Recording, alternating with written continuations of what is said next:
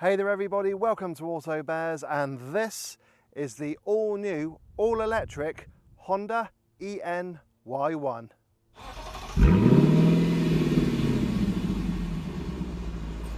Now, it's no secret that electric vehicles are the way forward and the world is embracing them. Now, I say the world, there is one country that seems to be a little bit hesitant with jumping on the EV bandwagon, and that's Japan. So far, we've had the RZ from Lexus, the BZ4X and Solterra from Subaru and Toyota, essentially the same vehicle with different badging. And from Honda, we've had the cute but very niche and quite expensive Honda E. Now, this is Honda's second full electric vehicle, the eNy1. Don't you dare call it the eNy1. And this is the car that has to sell for the Japanese brand. But it's diving into a very competitive segment. So even though a few weeks ago I went on the UK launch of the eNy1, Honda have been very kind to loan me this version for a week so I get a chance to live with it and see what it's really like. So if you want to know what the new eNy1 is like, stick with me to find out. Now, when it comes to the eNy1 styling, as you can see, it looks very much like the hybrid HR-V. Even though this sits on an all-new platform, the EN Architecture F platform, F standing for front-wheel drive. And Honda hope to create 10 EVs on that platform by 2030. Hopefully, we'll get some of the R platform cars as well. But the reason they've made the eNy1 look like the HR-V is because they want it to feel familiar to buyers at Honda who are perhaps wanting to move on to a full electric vehicle, which I can understand. The only problem is it's a little bit of a double-edged sword, because on the flip side, look at what other brands have done when it comes to their full electric vehicle. Hyundai Ioniq 5, anyone? Yeah, they're creating cars that look very bold and even conceptual in their design. So the eNy1 is kind of a little bit bland in that class, which is a shame because Honda are a manufacturer that are renowned for making quirky cars, as we've seen in the past. Now, yes, it does look like the HR-V, but we have got the filled-in grille at the front to let you know it is a full electric vehicle, and underneath this big white Honda badge, we have got your charging ports, and one thing I really do like is that it is actually illuminated as well. We have a couple of little blue bars here that light up when the car is charging and let you know what the charging progress is like. We've also got those very stylish 18-inch alloy wheels, and yeah, they look very nice, and I think they would be a bit of a bugger to clean. Now, at the back of the eNy1 is where we see a big difference compared to the HR-V with Honda's new branding, where they actually write out Honda along the boot lid, something we have seen from other manufacturers as well. But let me know what you think of the eNy1 styling in the comments section below. Do you think Honda has been a little bit too safe and should have been a bit bolder, or are you happy with the eNy1 styling? Let me know. But on that note, I think it's actually time we go sit inside the eNy1 and see what Honda has done there. But I will also note I really do like this vermilion red. It definitely makes the car stand out. Sat in the front of the eNy1, you are greeted by a very comfortable and modern looking interior that's dominated by a massive infotainment screen. We'll get onto that in a little bit. Now, because this is a small crossover SUV and you've got a raised seating position compared to a normal hatchback, getting in and out of the eNy1 is really easy. So if you do suffer from any kind of mobility issues, then this is one car to definitely look at. And then once you're sat in the driver's seat, you find that the seats themselves are very comfortable. They do kind of hold a big bear like me in place, and having lived with the eNy1 for a week, I will say that even though there's a good amount of adjustment because we've got electrically adjustable seats, there's no lumbar adjustment with these seats, and it is something I would have really liked to have had. So that's something for Honda to look at for the facelifted version perhaps. So as I said, you've got a good amount of adjustment in the seats and also in the steering, where we've got both rake and reach adjustment, so you can get the ideal driving position. I will also mention that these seats are synthetic leather, not proper leather, and they are heated as standard. And then when it comes to build quality, it is an improvement over the HR-V, but it does feel like it's lacking a little bit compared to some of its rivals. So still on top of the dash it is hard scratchy plastic. We have got some leatherette trim here on the dash itself, also soft plastics here on top of the doors and on the door panels, and then lower down we got some piano black plastic and some harder scratchy plastic. So yes, kind of when compared to some of its rivals, which do have a lot of hard plastics as well, it does feel like there's a little bit more in the eNy1 compared to some of those rivals out there, but there's a good amount of softer materials in here. And then finally the steering wheel, which is leather covered, and I really do love the quality of the leather and actually just the size and shape of the wheel itself. When it comes to cubby spaces, I'm going to say it's okay. It's just not as quirky as other cars in this segment, and I feel that Honda have missed out there. So the door pockets are of an okay size. They're not lined with any fabric, but you could get a medium to possibly a large size bottle of drink in there. Then just underneath the buttons on the right hand side, there is a little cubby space there, again not lined with any fabric, so if you do perhaps put some loose change or some keys in there, they will rattle around. Now on the center console up front, we have got a wireless charging pad that comes as standard with a USB-A, USB-C and 12-volt socket, so you can charge up to 4 devices at once, and I do like the fact that the wireless charging pad is rubber lined. Then just behind the little gear selectors here, we have got 2 cup holders that aren't rubber lined, but they are really deep. I mean, a friend of mine was sat in the passenger seat and had a Costa coffee cup in there and nearly lost it. I mean, it just keeps on going. It's pretty much like Mary Poppins' handbag in that respect. Then just behind there, we have got your center armrest, which is of an okay size. There are cubby spaces on other cars out there, but it is rubber lined, which is handy. And then finally, we've got the glove box, which is actually of a decent size. The book pack, which is still wrapped up, doesn't take up too much space, but again, it's not lined with any fabric, so loose items will rattle around in there. And that's about it here in the eNy1. So I just feel as though Honda have missed a trick by perhaps having a floating center console, something we saw on the Mark X Honda Civic. You know, just little kind of quirky things and features we've seen from the Japanese brand. So when it comes to cubby spaces, like I said, yeah, it is just all right, but those cup holders are mighty large. Now, when it comes to the functionality of the eNy1's interior, I am actually very impressed by it. Now, when it comes to physical buttons, there aren't too many of them. We got a couple at the bottom here of the infotainment screen that do the demisting of the front and rear windows and the warming up of the wing mirrors, as well as your hazard light button. We got a couple of buttons for the gear selector as well, plus a rocker switch for the drive mode select, and a button that's physical for your electric handbrake and auto hold. Now, on the steering wheel on the left-hand side, we got your driver data menu and operations button, as well as your media and voice control buttons. And on the right hand side, we've got the controls for the radar guided cruise control and a couple of flappy paddles to control the Regen Braking, but I'll get onto that on the driving part of the review. And then a couple of buttons on the right hand side to open the charging flap, as well as your parking sensors and traction control. So that does mean that a lot of the functions of the interior of the eNy1 are controlled via this massive 15.1 inch portrait display. But I'm going to be honest, I think Honda have done a brilliant job with it, and they have really worked on it. So it is split into 3 sections. At the top is your Apple CarPlay and Android Auto. Now with your CarPlay, it's both tethered and wireless, and with Android Auto, it's just tethered.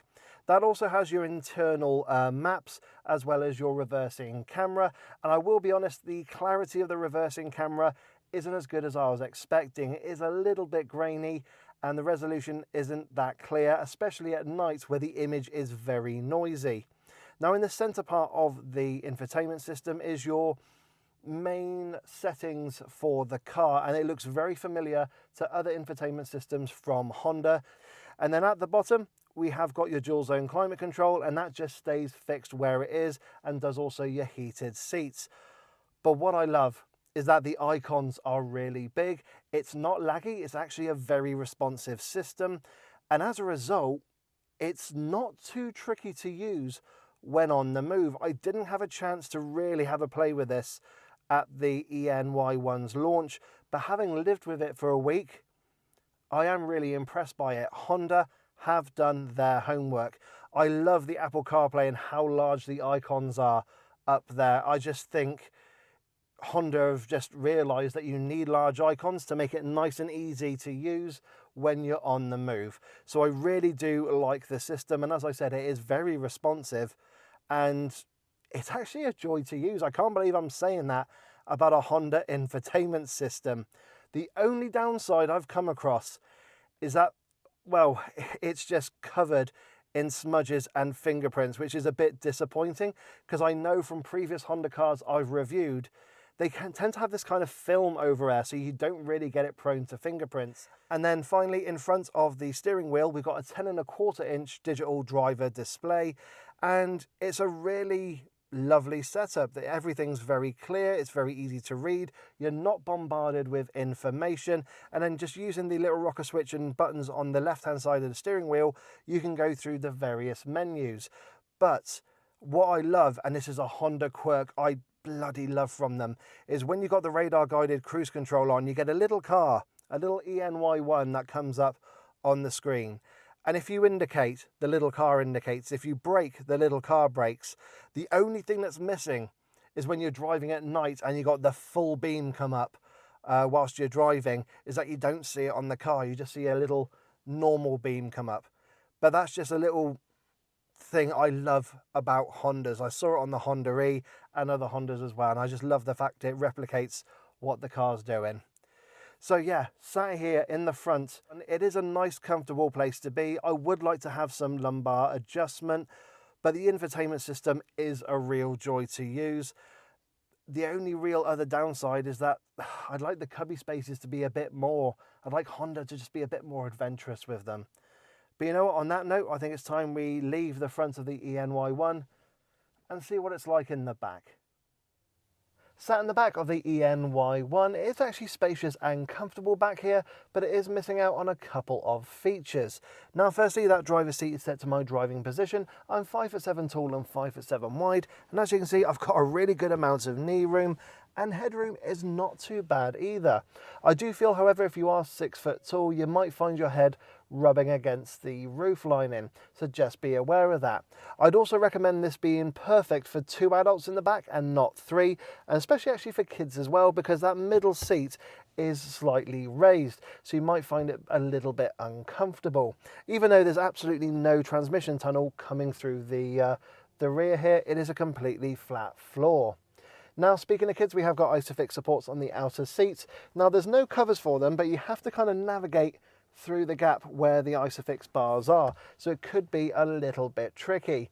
The one thing that is a bit disappointing is that the doors don't open to say 90 degrees, so again, it could be a bit awkward affixing a child seat. Now, when it comes to cubby spaces, this is where we're losing out on a couple of features. So firstly, we don't have a door pocket, we just have like a door cup holder. We can get a small to possibly medium-sized bottle of drink in there. And then what we have got is one aeroplane style pocket on the back of the front seat, and that's behind the passenger seat. That's a little bit disappointing. We have got a little tray area just below the 2 USB-C charging ports, so that's quite a nice place to perhaps store your phone whilst it's charging up. And then finally, we have got a couple of extra cup holders on the armrests, and I just wish that it kind of stopped there so I could rest my arm against it on a long journey. I should mention as well that there's no through loading into the boot area. And then we've got the windows, which are of a really nice size and shape. They do allow a lot of light in, but they don't open all the way down, just to around about 90% or so, but I can still rest my arm on the windowsill. Now, the one thing I will mention is that on the top of the doors, yeah, they are hard, scratchy plastics, so there is a little bit of a drop in quality compared to the front.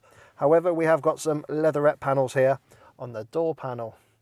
So yeah, sat in the back here of the eNy1, it is spacious, it is comfortable. I actually think it's a little bit more spacious than the Advance trim because we haven't got the sunroof. But here's a little snippet of me here actually removing the panels that you got as standard on that trim level. But I could see myself doing a medium or even a long distance trip in the eNy1 and being very comfortable back here. And on that note, I think it's time that we leave the back seats and see what the boot is like. So opening the boot of the eNy1 presents you with 346 litres of space. I will mention that on the Advance trim that is powered, but on this Elegance trim it is a manual boot lid. Now when it comes to that boot capacity in this segment, it is lagging quite far behind its rivals, especially when you look at cars like the Hyundai Ioniq 5 and Skoda Enyaq. However, Honda are looking to pit this car against the likes of the Toyota BZ4X and the new Hyundai Kona Electric. But even then, when it comes to boot capacity, it's still quite a bit behind. However, it's not all negative. We have got a nice wide square load area. We've got no boot lip to navigate over either. And we have got a few features in here. We have got some sturdy tethering hooks. We've got a little shopping hook as well as a couple of little tray areas on each side of the boot area. We've also got a bit of underfloor storage, perfect for putting your charging cables away, which is very handy, but we don't have a variable boot floor. And then when it comes to getting the seats flat, which is nice and easy, you do find that there is a little bit of an incline at the end, but it should be handy for loading any large bulky items into the back. So yeah, when it comes to things such as your weekly shop, it should be absolutely fine. You could perhaps get a large suitcase in there and a couple of weekend bags. But the unfortunate thing is when it comes down to numbers, it simply can't compete with its rivals, which is a bit of a disappointment in this segment. But you know what? I think on that note, it is time that we close the boot and take the eNy1 for a drive. So once you start driving, first impressions are very positive and what you would expect from an electric car. It's very quiet, it's very refined, it is comfortable as well, and it feels like you're driving an electric HRV, and that's no bad thing. Now when it comes to visibility, this is something that Honda have got spot on. They've got this weird kind of design feature where you have like a straight line horizon around the car. So it means that all-round visibility is really good. Now because this is a small SUV, I set a little bit higher up, I've got a wonderful view of the road ahead. The A-pillars are not too thick, although they are a bit chunky, but I've not found myself looking around them at any junctions. The wing mirrors are of a really nice size and shape. They are set back up on the door. I'm actually in control of the car, thank you very much. They're set back on the door and they don't really give off any wind noise. And then when I look over my shoulder, yes, there is a slightly thick C-pillar, but you do get blind spot monitoring as standard, and it hasn't caused any issues for me. Then rear visibility is also very good as well, but because the rear screen is quite high set, it does mean when it comes to parking, you have got front and rear parking sensors as standard and a reversing camera to help you with reverse parking. But as I mentioned earlier, the clarity of the screen isn't the best, and it's something I'd love Honda to have a little work on, especially for the, say, facelifted version of the eNy1.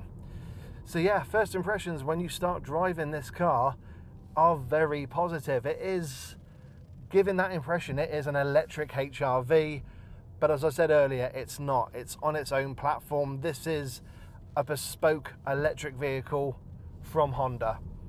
It just happens to look like a HRV. Now currently there are two trim levels to choose from. There is the Elegance, which is what I've got here, and the top of the range Advance. Now I'll be honest, with the Elegance you get pretty much everything that you would want as standard. You've got dual zone climate control, front and rear parking sensors, radar guided cruise control. You've got that 15.1 inch touchscreen display. You've got the digital dashboard display as well. I mean, yeah, you're pretty much catered for. You've got Honda's sensing system as well, which is a brilliant safety system. So if you want to move up to the Elegance, that's when you get the creature comforts. So that's when you get things like a heated steering wheel, the 360 camera with self-parking, powered tailgate, the uprated sound system, and the sunroof. And I'll be honest, out of all of those, the only ones I'm really kind of missing would be the sunroof and the uprated sound system. But even then, the stock sound system in this Elegance is actually really good. It's something I like about Hondas. Their stock sound systems just seem to be just very good straight away. It's not like something where it's all tinny and horrible and you have to pay to get that upgrade. No, I've been really happy with the sound system I've got in this Elegance. And just in regards to the safety systems, as I said, you get Honda sensing as standard. So really, I'd say look at the Elegance, but if you really want all those creature comforts, of course go for the Advance, but you won't find yourself wanting even if you go for the Elegance. And if you noticed, I haven't called it the base spec, because Honda don't call it that either, because it's so keenly spec'd as standard. Now, when it comes to powering the eNy1, there's only one battery available, and it's a 68.6 kilowatt hour battery producing 201 brake horsepower and 310 Newton meters of torque, which means that this family electric SUV will get from 0 to 62 miles an hour in around 7.7 seconds, which isn't too bad for this type of car. Because this isn't a sporty electric SUV, I actually think it's got the right amount of power. And when you put your foot down, whether you're in sport, eco or normal, you get a nice reaction and a nice surge of power. Of course, obviously you put it in sport mode, it's a little bit more responsive, and in eco mode it's a little less responsive, but you still get that nice little rush of acceleration. Now, when it comes to range, Honda say I should get a total range, WLTP that is, of around 256 miles, which is a respectable number. However, it is a little bit behind some of its rivals. Now, I do believe Honda, because the first time I charged up the eNy1, I got a predicted claim range of 241 miles. And in terms of kind of conditions, it was around 11 degrees centigrade, and okay, it was a little bit windy. So yeah, mild charging conditions, but I was happy with that as a total range given to me. And it wasn't one of those situations where I start driving and it immediately dropped 5 or 6 miles before it kind of settled down into its rhythm. So yeah, in terms of range, it's not too bad, but when it comes to charging capabilities, yeah, again, it's a little bit behind its rivals. So you have got a maximum of around 76 kilowatts of charging, which essentially means time-wise, you should be able to go from 10 to 80% in around 46 minutes. So it just means if you have to stop off at the services, you just need to get yourself a second drink to enjoy whilst the car is charging. Now, yes, you compare that to some of its Korean rivals, and they'll already be 20 odd minutes down the road because of that faster charging capability. But this is something that obviously Honda can work on for the next generation of eNy1, or whatever it is they want to call their next electric car. So yeah, in terms of those numbers, they are pretty respectable, but yes, they are behind some of its key rivals, and actually the battery size itself is behind the likes of what we've seen from the Koreans, and yeah, some of the Germans as well. So I've talked about the charging speeds, but what about the regen braking? Because I did mention we've got the flappy paddles on the back of the steering wheel to help with the strength of the regen. Well, I'm going to be honest, it's not that strong. You can't do what they call full one pedal driving, where essentially the braking is carried out by the car itself. You put no input into the brakes. With the eNy1, you will be using your foot to slow down on multiple occasions. And even with the paddles, when you increase the strength of the regen braking, it's nowhere near as strong as something as a Hyundai Group car, which is a bit disappointing. I would have liked there to have been actually a little B on the gear select next to the D, so that way you know you're in, say, regen mode, so when you take your foot off, there's a real strong bit of regeneration happening there. But I'm doing 55 miles an hour. I'll take it off now. Full strength. Nope, I've got to use my foot. And not only that, there is another little issue with the regen braking, and it's something that's on all hybrid Honda cars, is that yes, you can increase the strength of the regen, but after 5 seconds it disappears. You have to redo it again. I'd like to see something where you put on the strongest regen strength and it just saves it. It just holds it in place for you, because if you've got it to that position, you're more than likely going to want to keep it in that position because you're used to that regen braking. And I can imagine if it turns itself off and you're driving along and you take your foot off the accelerator, you're going to get a bit of a shock as you just keep on coasting towards whatever's in front of you, whether it be a car or a junction or another stationary object. So you don't really want that when going forward. However, on the flip side, you have got Honda's sensing system, which is a brilliant safety system. So at least you got that there to help you if you do kind of coast on when you don't expect it to. Now, when it comes to the eNy1's ride and refinement, I am going to say it's pretty good. Now, just be aware that the suspension has been set up to be a little bit more on the firmer side of things. So as a result, at low speed, if you go over a rough bit of tarmac or if you hit some bumps and imperfections in the road, you are going to feel them in the cabin. It is going to feel a little bit unsettled as well. The good news is that as you speed up, the ride does become more settled and more planted, but just be aware, as you can probably hear, yeah, there is an effect to the refinement side, and that is road noise coming into the cabin. Now, I will be honest, the wing mirrors and the A-pillars don't give off any kind of noise. There's actually been a real blessing there. It's more just tyre roar coming into the cabin.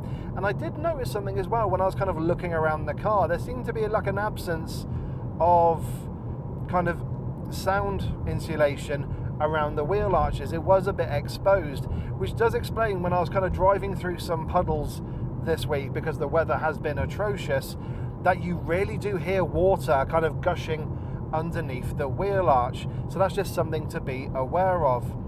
But because we have got that very good sound system, and it's a stock sound system, it does mean that whilst I'm driving along, yes, I have got a bit of tyre roar coming into the cabin, but I can just put on my tunes and drown that out. So yeah, when it comes to the ride and refinement side of the eNy1, there are more comfortable, more refined cars out there, but this does do a very good job. Granted, I am on a rough bit of tarmac now, so I know that sounds like a bit of a contradiction as it is quite loud in here, but yeah, this road has recently been partially resurfaced, but not fully. So again, something to be aware of. The joys of Lincolnshire roads. Now, when it comes to the eNy1's handling, just like the ride and refinement, it's good, but there are better cars out there. Now, as I mentioned earlier, I do like the feel of the steering wheel. I do love the quality of the leather, and it feels really lovely in my hands. And there is a little bit of weight to the steering as well, so I don't feel disconnected to the front wheels. Don't forget, this is front wheel drive only. And then when you chuck it into the corners, if you've got it in normal or eco mode, you do find that there's a little bit of roll and lean, just letting you know, of course, that it's not a sporty electric SUV. Something like a Cupra Born is a better handling car in this segment. And now if you do put it into sport mode, you do find that the accelerator response is much quicker. It does feel a little bit heavier in the steering, and the ride is a little bit kind of more level, but again, I wouldn't call it a fully sporty electric SUV. It is something to kind of put it into sport mode when you've got the kids in the car and you want to overtake and just show off to your family. But for the most part, you're going to be driving in either normal or eco mode, and they're absolutely perfect for day-to-day driving. As I said, there is a little bit of weight in the steering, but it is light enough to make parking in the car park an absolute doddle. So with that combined with the ride and refinement, you've got yourself a very decent electric SUV. But as I said, there are cars out there in this segment, might be a little bit more expensive, but they do ride and handle just that little bit better. But do you know what? For everyday driving, you'll have no issues with the eNy1. So with my time in the eNy1, what have been some of the highlights and some of the little niggles I need to let you guys know about? Well, firstly, a big thank you to Honda for letting me have the eNy1 so quickly after its UK launch, and I've been really quite keen to kind of get hold of one, review it properly, and live with the car. So in regards to the positives, definitely the safety systems, the amount of standard kit you get is really impressive against some of its rivals where you might have to add option packs to the car. So that's one thing I really do like about it. The safety systems are really good as well. Now I mentioned the Honda Sense and the radar guided cruise control and the little car you get when you put that system on. But something which is probably something that no one's actually thought about but is there, is the fact that as I'm driving along, the cameras are reading the road in front of me and telling me where the lines are. But I can see when I move in between those lines, I can see how close I am to them. Now, to some people that might not mean much, but for me, I love that because I know how close I am to that centre line, but the car's not having a go at me. It's just informed me so I can just pull myself more back into the centre of the lane. So that's something I really do like. And yes, one of the niggles with this new safety system is that if you do go 1 mile an hour over the speed limit, it will give you little bongs. And right there, it gave me a little bong to let me know that there was a car coming by with a cross traffic alert. So I do like that. But the bongs aren't too intrusive because they're not too loud. It's very much what I experienced with the new Ioniq 6. So what are my thoughts on the all new, all electric Honda eNy1, having it for a full review and a full week to live with? Well, even though this is Honda's second electric vehicle following the Honda E, we have to take the Honda E as kind of, in music terms, as an EP. We got a couple of tracks, we get an idea of what they're doing, but it's not a full album. We can't get our teeth into it. This is the first full album, and it is a decent first effort from Honda. I do think styling wise they've played it a bit too safe, having it look like a HRV, because also it looks like an ICE car. It looks like it should have an engine up front when actually we don't have anything up front. We don't even have a frunk. And we got an overhang at the front. We got an overhang at the back. We don't need them. We're not restricted to the designs of an ICE vehicle. Honda, you can go to town on this with an electric platform. The world is your oyster. Look at what other manufacturers have done with design. You've done it yourselves, Honda. You've made some brilliant cars that I deem as kind of future modern classics. But I feel as though you've just played it a little bit too safe. You've been kind of like Volkswagen and Mercedes on the design front. Then we got things like practicality, where you've got things like the battery size, the charging capabilities and the range are just a little bit too small, especially for that price bracket, and also competing against its rivals. Now, I know I'm just being very negative here, but there are positives. Number one, this infotainment system, arguably one of the best I've come across, and I can't believe I'm saying that about a Honda. It's so responsive, it's so quick. The animations, the graphics, everything's really lovely. I love it. Wireless CarPlay, hurrah, can't believe it. You've done so many things with this that are really good. And yes, it takes a bit of getting used to, but once you have, yeah, I am really impressed by it. But I am so afraid that because of the fact it starts at a smidge under 45 grand, I'm so afraid it's going to get overlooked. I'm so afraid it's just not going to be on anyone's radar. It's going to, I have a feeling, go the same way as Toyota's BZ4X. I don't really think I've seen many of them on the road.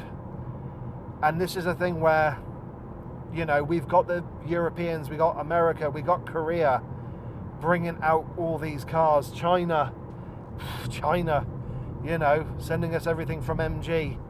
Honda, that's where you need to be looking, because this is a really lovely car. It really is, but the salesmen at a Honda dealership have got to be really bloody brilliant to get people to buy this at its price point. I think if you're a Honda owner, it's a bit easier. But if you're brand new, looking at this, and then you look at some of its rivals. So everyone, I hope you've enjoyed my review of the all-new, all-electric Honda eNy1. Of course, don't forget to like, don't forget to subscribe, and hit that bell notifications icon to let you know when I, Dave the Auto Bear, bring out a new video.